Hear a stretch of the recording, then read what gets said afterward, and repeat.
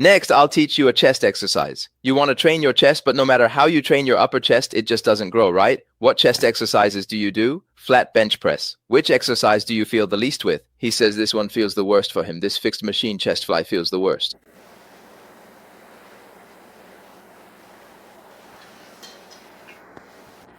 If you do it like this, you basically won't be able to build your chest. Most people do it this way, just like he described. And you'll notice he's very upright, stuck in this position. To avoid putting stress on the forearms, sometimes people even open their hands like this to do the fly. This represents the common mistake made by most gym members and trainers. Let's say you stay still in front looking forward. When he brings his arms in, everything inside is soft. Exactly, it's all loose because this chest fly is supposed to work the middle line of the pectoralis major, the so-called cleavage line. But when you bring your arms all the way in, your cleavage, your midline, should be at its tightest, yet it's completely soft. That means the force isn't being applied at all. It's not because there's fat covering it, you're pressing through the fat, but even inside it's loose. Actually, cables aren't as good as this machine because with cables, you can't use as much weight as you can here. Yesterday, I demonstrated for you, I could push all the way in with just 2 fingers doing 12 to 15 reps in one go because this movement is relatively more isolated.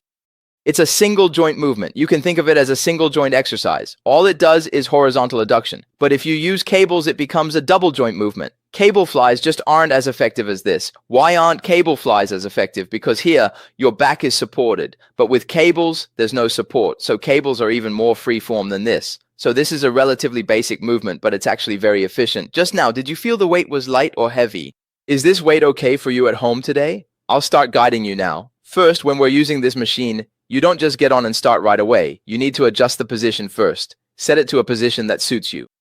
So which position is more suitable? First, set it to a relatively light position, then bring one arm across. I'll show you. Look at the line parallel to your pinky finger. For men, the pinky is generally parallel to the line right below your pinky finger. Pull it across horizontally. That's the position that's right for you.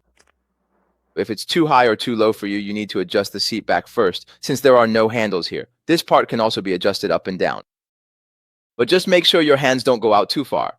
The seat is quite wide, so small differences don't matter much. You can just adjust it from here. If you can't adjust it here and it's always higher than this point, the higher your hands are, the less you'll be able to engage the central part of your pectoral muscles and the less you'll work the inner chest. Instead, you'll be working more of the anterior deltoid, and it's easier to use your biceps, so you need to set the seat height properly. Use a light weight, like I said, and as you bring your arms together, you'll immediately feel it. Lower it a bit more and let your hands rest down at this white edge, right? Don't move your hands. If you grip the machine like this, no matter how you correct the other details, you still won't be able to work your chest.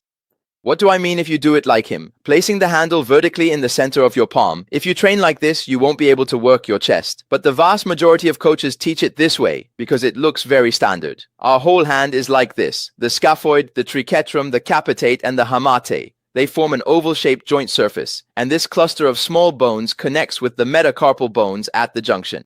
At the junction with the pisiform radius is not a straight line, nor is it level, it's an oval surface. Plus, our 5 fingers are all different lengths. The middle finger is the longest, so not only is the surface oval, but your fingers are also different lengths. That means you can't grip it in a perfectly parallel way. If you try to grip it parallel, it actually ends up crooked. If we were meant to grip it parallel, then all 5 of our fingers would be the same length and our joint surfaces would be level. Only then could you possibly grip it parallel. So you shouldn't insist that members must grip it in an absolutely straight way, even though many coaches teach their members to do so. When you're doing shoulder presses, if you insist on gripping it this way, you'll never really build your shoulders, and it's especially easy to cause shoulder impingement.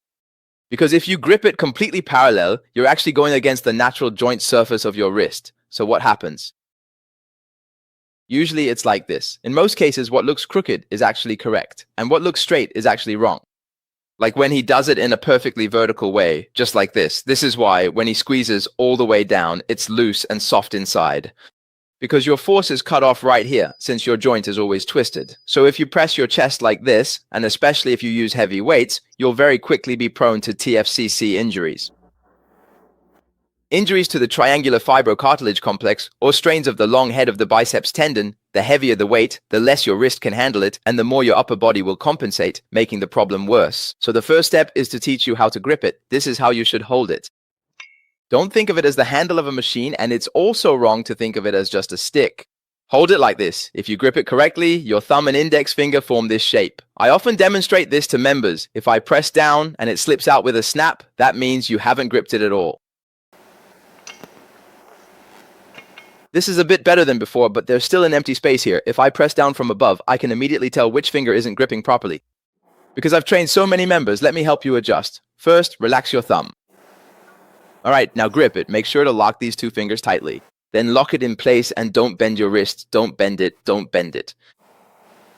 That's right. Don't bend your wrist. Don't bend your wrist. Keep your wrist straight. Good. Press down with your thumb.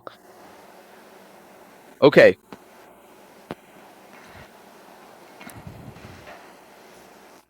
Very disappointing. How do you feel right now? Isn't it that every inch of skin on your hand is now in contact with the handle with no gaps at all? Only this way can you possibly build up your chest. Only this way can you possibly build up your arms. You need to remember this feeling. This is what a solid grip feels like. He looks completely confused. He's experiencing this, and his biceps long head is already getting impacted. His grip was way off, totally wrong. And the way he was gripping it actually represents how most coaches and most members grip it. Basically, everyone does it this way. So you see, before you even get bigger, you end up injuring yourself. Remember this feeling. Over there, you grip it yourself, and on this side, I'll adjust it for you. When you do the chest fly, you'll feel that the two sides of your chest are different. On your right side, use your original grip and do the chest fly like that. You'll notice that your chest feels different on each side. Give it a try, it's really interesting. When I correct a member's grip, I adjust one side for them, and on the other side, they grip it themselves. After doing the fly, one side of their chest is pumped up, while the other side is loose. That's when they'll want to buy your personal training sessions, when you bring your arms to the front and hold them there. If you touch both sides of the pectoral muscles, you'll feel that the firmness is different on each side. The right side pops, but the left is stable. They're always confused, wondering how this happens. I'll set this up for you now. When you sit, don't start the fly yet. First, hold it like this, and then try pulling it down to see if you can do it easily. Your hands are making this kind of motion, gripping on both sides. Look, if I grip it like this on this side, and like this on the other side, this represents how most coaches and gym members do it. This represents someone who understands training. Can you see the difference? You can't just look at the height of the shoulders. Let me adjust this back and put it in this position. Can you see the difference? If I take off my watch, can you tell the difference?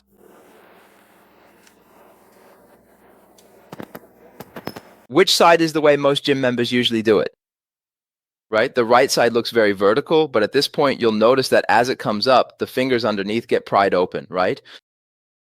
Yes, it's actually tilted like this. It looks straight, but in reality, it's slanted. At this point, if you pull down, if you pull both sides at the same time, you'll notice that this side slips right away because you can't grip it like this. If you hold the bar like this, it'll be pulled away instantly. Once both sides are properly adjusted, when you pull down, nothing moves at all. Now, you need to remember this feeling. Only at this point do you start to inhale. Take a deep breath into your chest cavity. When you squeeze at this moment, there's another issue. When you squeeze, can the center line of your pectoral muscles actually exert force?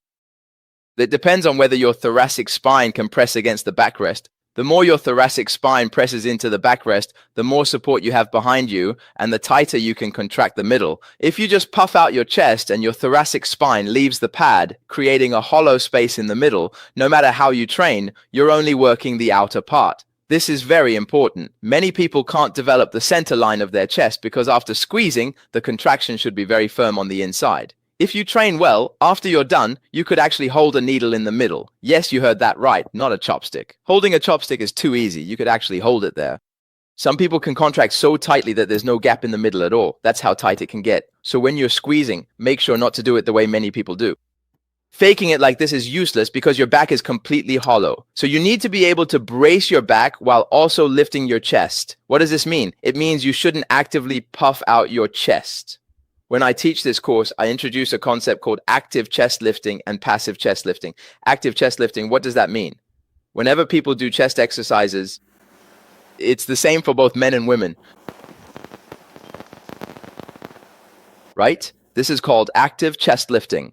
No matter how stable your thoracic spine is, this will make your chest curve overly straight. The same goes for bench pressing. Many people sit here like this.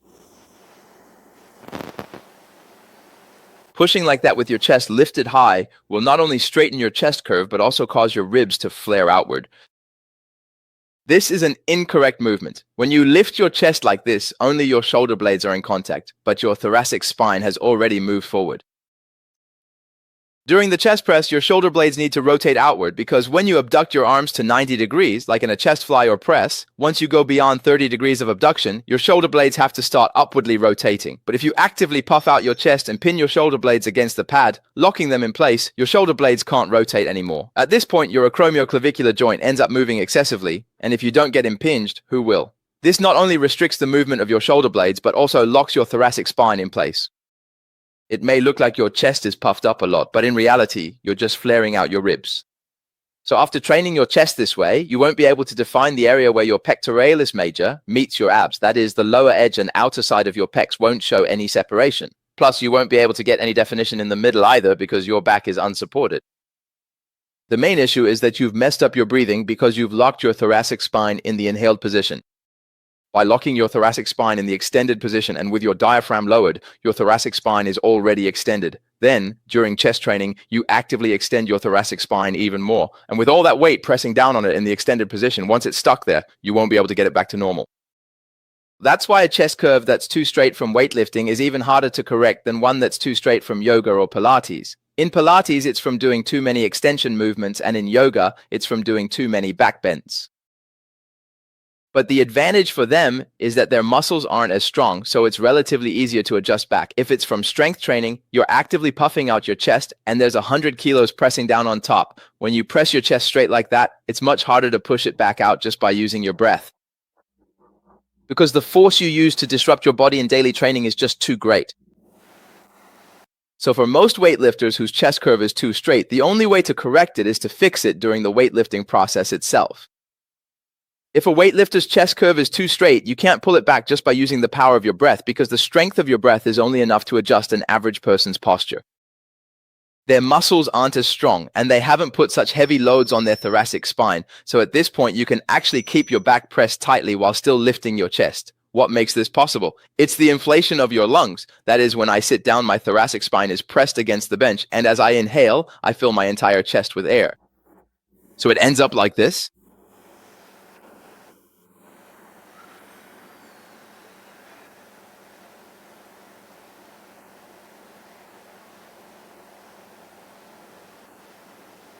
When you do it like this, your back is still pressed against the bench and your chest is still lifted. What's the benefit of this? Your thoracic spine is also extended, but none of the muscles responsible for thoracic extension are actively contracting. The erector spinae, multifidus, and those muscles are not contracting at all. But if you actively puff out your chest, you are actively extending your thoracic spine. In other words, during the bench press, all the muscles responsible for thoracic extension are always in a contracted state. They are always tightened. This is their biggest difference.